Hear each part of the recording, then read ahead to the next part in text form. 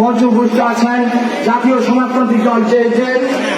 সম্মানিত সিনিয়র সহসভাপতি কেন্দ্রীয় সংসদ উপস্থিত আছেন আমাদের জেলার নেতা কেন্দ্রীয় নেতা এবং আমার সামনে কমলনগরের প্রত্যেক ওয়ার্ডের নেতৃবৃন্দ আমার প্রধানমন্ত্রী জাতীয় যুব পরিষদের পক্ষ থেকে আপনাদেরকে আন্তরিক অভিনন্দন জানাচ্ছি। প্রিয় সংগ্রামী ভাই বোনেরা, আমি বলব 1972 সালে 31 অক্টোবর জাতীয় সমাজতান্ত্রিক দল জেএসডি গঠন করেছিল।